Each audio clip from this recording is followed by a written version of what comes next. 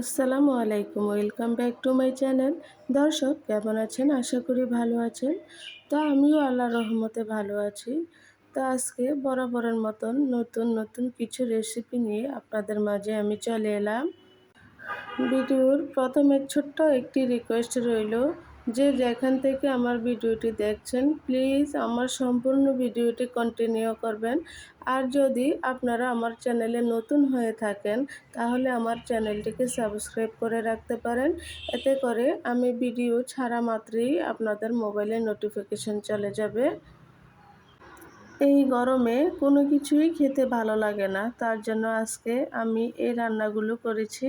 আপনারা হয়তো স্ক্রিনে দেখে বুঝতে পারছেন খাবারগুলি কত লোভনীয় হয়েছে। বড়দের সাথে সাথে বাচ্চারাও গরমে অতিষ্ঠ, ওদের কাছেও খাবার দাবার তেমন ভালো লাগে না। কথা না বাড়িয়ে আমি মূল রেসিপিতে চলে যাচ্ছি। এখানে দেখুন দুটো কবুতরের বাচ্চা আমি কেটে সুন্দর করে ধুয়ে পরিষ্কার করে নিয়েছি।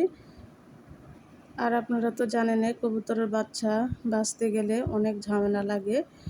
তো যাই হোক, তার জন্য আমি একটা কড়াইতে পেঁয়াজ কষিয়ে নিচ্ছি।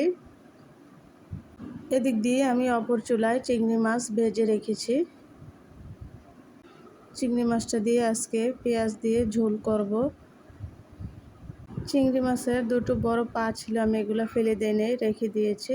তো এই তো চিংড়ি মাছের জন্য আমি অপর চুলায় পেঁয়াজও কষিয়ে নিচ্ছি, সাথে দু একটা টমেটো দিয়ে দিয়েছি। আর এখানে দেখুন রুই মাছ 2 পিস ছিল, আমি এটাকে সুন্দর করে ভুনা করে নিয়েছি ডালের সাথে। এটা খেতে খুবই ভালো লাগে আমার কাছে।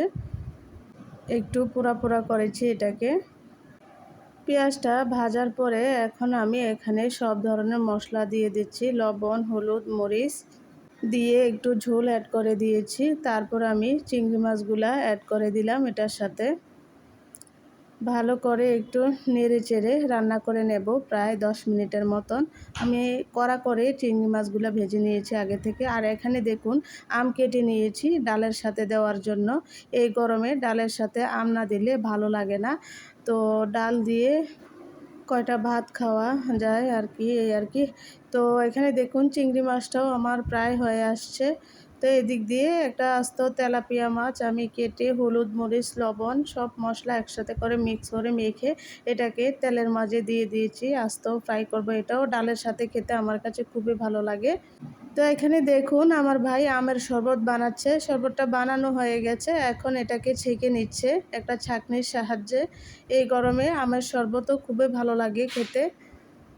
মাছটা হয়ে গেছে, এখন মাছটাকে আমি উল্টিয়ে দেব। আর এদিক দিয়ে ভেন্ডিগুলা কেটে আমি সুন্দর করে নিয়েছি। আর এই ভেন্ডি ভাজিটা আমার আম্মা করবে। আমার আম্মার হাতের ভেন্ডি ভাজি খুবই মজা হয়। আমাদের পরিবারের সব লোকজন আমার আম্মার হাতের ভেন্ডি ভাজি খুবই পছন্দ করে, আর এটা অনেক ভালো লাগে খেতে।